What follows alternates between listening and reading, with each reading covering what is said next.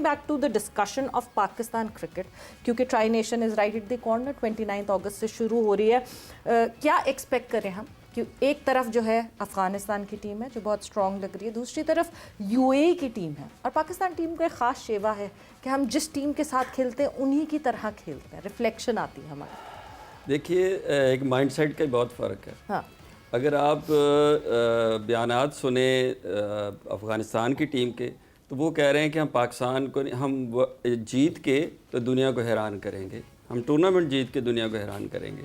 इसी तरह इंडिया भी टूर्नामेंट जीतने आ रही है, उनका भी यही ख्याल है जी।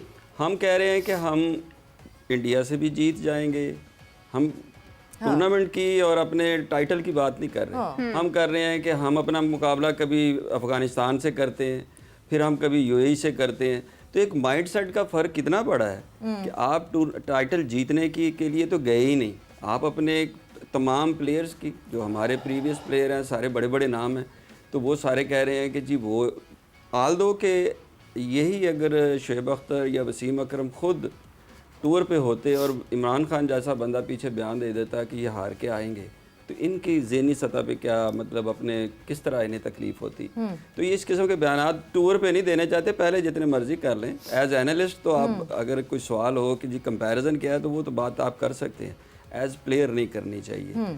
तो ऑन पेपर तो अगर हम देखें तो हम दोनों से वीक हैं, क्योंकि वो दोनों के जिस तरह की वहाँ स्लो विकेट्स हैं, स्पिन विकेट्स हैं, वहाँ पे स्पिनर्स की जो डोमिनेशन होगी, और दोनों ही 5-5 स्पिनर्स के साथ आ रहे हैं, 3-3 वो खेलेंगे, हमारे पास 2 भी पूरे नहीं हैं। तो उसमें भी हमारा जो कोच है, हमारे पास ऑप्शंस हैं, सलमान अली आगा को यूटिलाइज देखें ना, वो अब जब तक हम इस माइंडसेट से ना निकलें, देखिए स्पेशलिस्ट के अलावा अगर आप बॉल नहीं कर सकते, स्पेशलिस्ट वो होता है जिस पे आप ये कॉन्फिडेंस कर सकें कि वो अपने ओवर की कोटा पूरा करेगा। सलमान अली आगा या साइम यूसुफ पे, साइम अयूब पे अगर हम कंसंट्रेट करके या उस पर डिपेंड करके हम ये कहें कि हम मैच जीत लेंगे, तो पॉसिबल नहीं है। आपके पास पूरा स्पिनर होने चाहिए, वो 3-3 स्पिनर्स के साथ खेलेंगे, पूरे 3 स्पिनर जो अपना अपना कोटा पूरा करेंगे। हमारे पास ये है कि जी हम कहते हैं कि एक इससे एक उससे एक उससे, तो इस तरह तो आप टूर्नामेंट नहीं जीत सकते। आपके पास 5 स्पेशलाइज्ड बैट्समैन होने चाहिए और 5 बॉलर होने चाहिए और एक आपके पास ऑलराउंडर होना चाहिए। इसके अलावा बॉलिंग को और बैटिंग को कनेक्ट कर ले प्रॉपर। एग्जैक्टली, हमने तो पूरे कनेक्टर्स ही लगा दिए हैं।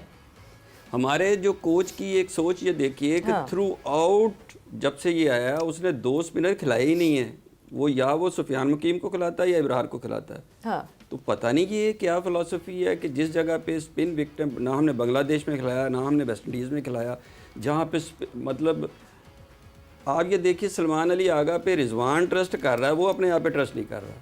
बिल्कुल सही, यानी स्पिन कंडीशंस में ही अगर आपने स्पिनर्स को यूटिलाइज नहीं करना तो फिर आपने कहाँ करना है। हाफिज साहब, अगर हम देखें ट्राई नेशन सीरीज़ में हमारे पास एक बहुत अच्छा मौका है कि हम अपना एक बेहतरीन ऑप्शन अगर ट्राई करें तो एटलीस्ट हमारा एक पूल बन सकता है कि हाँ ठीक है, इसी प्लेइंग 11 के साथ हम आगे कंटिन्यू कर सकते हैं। लेकिन क्या हम एक्सपेक्ट कर रहे हैं कि हम 2 स्पिनर्स के साथ ही खेलेंगे ट्राई नेशन में? अच्छा, एक इससे पहले ये जो अभी हॉकी पर बात हो रही थी, ये वक्त है हुकूमत के लिए कि मुल्क में स्पोर्ट्स एमरजेंसी जो है वो नाफिज होनी चाहिए, और हुकूमत के पास और बहुत सारे काम हैं। साहब कौन कौन सी इमरजेंसी नाफिज करेंगे? अभी पानी की इमरजेंसीज और ये फ्लडिंग की इमरजेंसीज हुई हुई है, क्या इतना सारा हमारी गवर्नमेंट संभाल सकती है? देखिए कि आपके पास वजारत है ना, आपके पास वजारत है, आपके पास दफातर हैं, आपके पास वसाइल हैं, आपने उनको इस्तेमाल करना है। लोग कितने उसके दिन बहुत उसका बजट उठा के देखें, जितना लोगों पर खर्च होता होगा उससे ज़्यादा उसका एडमिनिस्ट्रेटिव बजट होता होगा।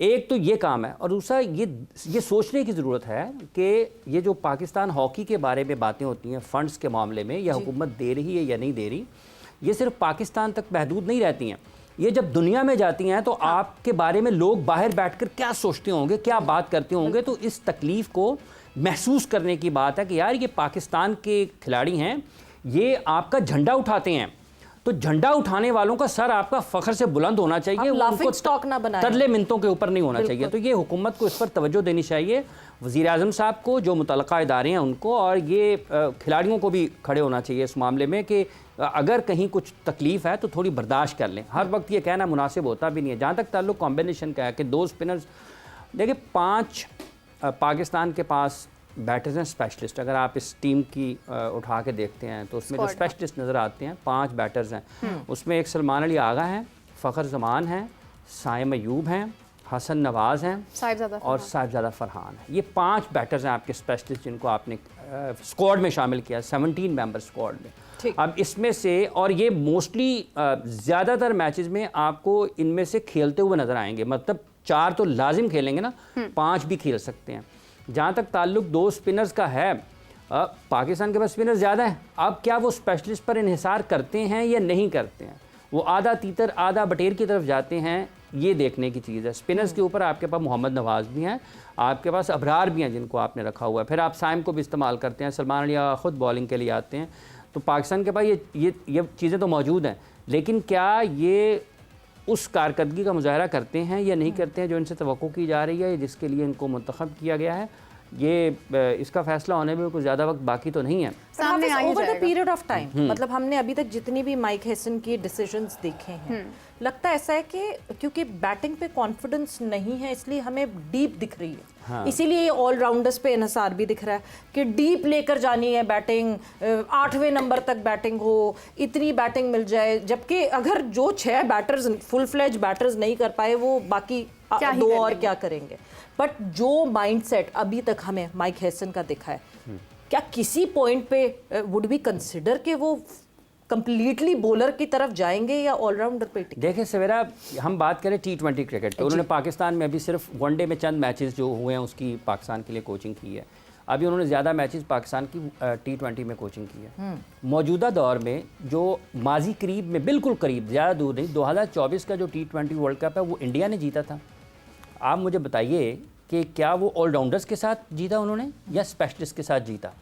और जो उस टीम का, जो जिन 2 टीमों के माबैन फाइनल हुआ था, उन दोनों टीमों को देख लें, क्या वो बैटिंग लंबी उन्होंने इस अंदाज से किया कि अगर हमारे पास स्पेशलिस्ट की कमी को पूरा करने के लिए बैटिंग हम लंबी कर लेंगे, ये थोड़ी सी बैटिंग कर लेते हैं? इंटरनेशनल क्रिकेट में ऐसा नहीं चलता। क्या बात, बिल्कुल। आपके पास जो रिसोर्स है, अगर आपकी उसकी प्रॉपर यूटिलाइजेशन नहीं कर पाते हैं और अगर आप अपनी एक कमी को पूरा करने के लिए 10 खामियां और पैदा कर लेते हैं खुद अपने फैसलों से, तो आपकी मुश्किलात में इजाफा होगा।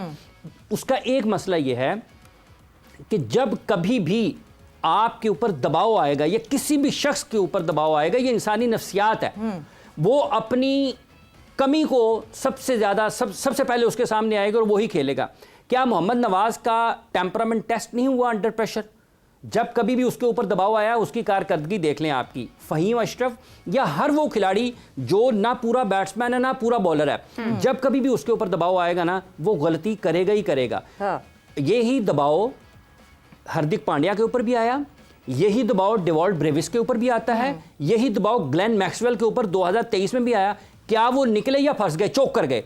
वो निकले उससे। यही दबाव आपके जब साउथ अफ्रीका ने ये वर्ल्ड टेस्ट चैंपियनशिप खेली है, उनके स्पेशलिस्ट के ऊपर भी आया, वो निकले उससे। जो खिलाड़ी आपका पूरा बैट्समैन या पूरा बॉलर नहीं होगा, जब कभी भी उसके ऊपर दबाव आएगा, वो जो कारकर्दगी आप उससे तवक्को कर रहे हैं वो नहीं दिखा पाएगा। तो ये क्योंकि प्रिविलेज नहीं है ना, आपने अपलोड ही नहीं किया होगा ना, तो माइक हेसन डाउनलोड के कैसे हो पास- जाएगा उसमें से? माइक हेसन के पास आपको नहीं लगता कमी है इस बात की? बिकॉज मोहसिन साहब, जब हम आपने एग्जाम्पल दी वर्ल्ड T20 की फाइनल की, जो इंडिया की प्लेइंग 11 थी, अगर मैं उस प्लेइंग 11 पे नजर डालती हूँ, हार्दिक पांड्या एक कंप्लीट ऑलराउंडर है। आपको बैटिंग में भी जिता के दे सकते हैं, आपको बॉलिंग में भी, जबकि वो कभी कभार बॉलिंग कम कर लेते हैं, ज्यादा ओवर पूरा कोटा नहीं करते।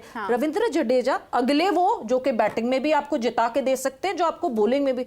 तो हमारे जो ऑलराउंडर्स हैं वो तो पूरे हैं ही नहीं। मतलब आप उनसे बैटिंग में भी ये नहीं कह सकते कि ये सिंगल हैंडेडली आपको बैटिंग में मैच फिनिश करके दे देंगे, या बॉलिंग में या आपको फाइफर लगा के बिठा देंगे आगे की टीम को। देखिए, यही बात मैं खुद करने लगा था, आपने उसको क्लू दे ही दिया जी। हमारा जो हम क्या कर रहे हैं कि 8-9 नंबर तक बैटिंग करके और उनको कहते हैं जी 4 इसमें ऑलराउंडर खेल रहे हैं जी। ऑलराउंडर की डेफिनेशन पे तो हमारा एक प्लेयर भी पूरा नहीं उतरता, एग्जैक्टली। एक भी नहीं पूरा होता। ऑलराउंडर की जो डेफिनेशन वो ये होती है कि अगर वो बॉल करे तो अपना कोटा पूरा कर सकता हो, अगर वो बैट करे तो पूरा बैट्समैन हो, अगर बॉलर हो तो पूरा बॉलर हो। क्या अब्दुल रज़ाक इसी किस्म का ऑलराउंडर था? क्या शाहिद अफरीदी इसी किस्म का ऑलराउंडर था? क्या इमरान खान इसी किस्म का था? अजहर महमूद, जैक कॉलस, अजहर महमूद, तो मतलब बेन स्टोक, ये हैं allrounder. Pandya, even Pat Cummins ji Pat Cummins, तो ये वो लोग हैं जिनको आप ऑलराउंडर कहते हैं। हमारे यहाँ ये बड़ी ज़बरदस्त रूटीन बन गई है कि जो बाजू घुमा सकता है वो कहता है कि हाँ यार ये मतलब बैटिंग के साथ साथ ना 25 ये मोहसिन साहब, आपने कता कलामी की माज़रत चाहूँगा, आपने जिक्र किया है इनका फ़हीम अशरफ का जी।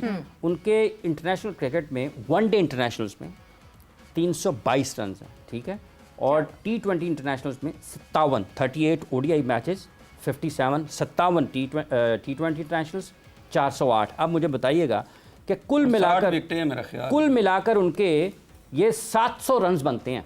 कितने जी? 700।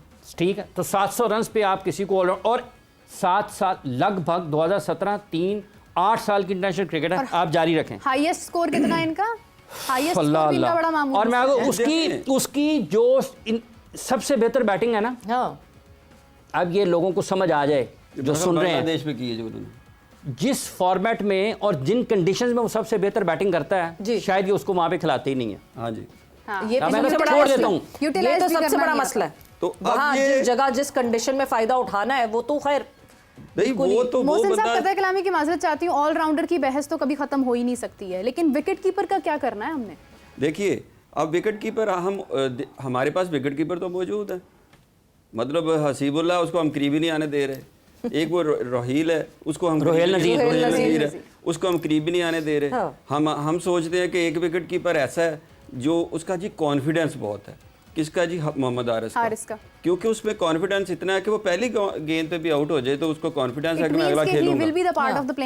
यस, यही ना कॉन्फिडेंस उसमें क्या है कि जी मैं अगर पहली बॉल पे भी आउट हो जाऊंगा तो अगला खेलूंगा, चॉइस हूं, मैं डेफिनेट चॉइस हूं। बिल्कुल। तो जिस वक्त आपने रिजवान को खराब कैसे किया, आपने बाबर आजम को खराब कैसे किया, Definite जब आपने choices डेफिनेट बना। चॉइस दे दी उनको बिल्कुल। कि जी मुझे मैं अभी शादाब है तो वो आपने उसको बी कैटेगरी में डाल दिया, तो B is our A category ना, तो बी में आपने डाल दिया जिसने पूरा साल क्रिकेट खेली नहीं, खेला ही नहीं। और B is आगे our भी- A category. I like this.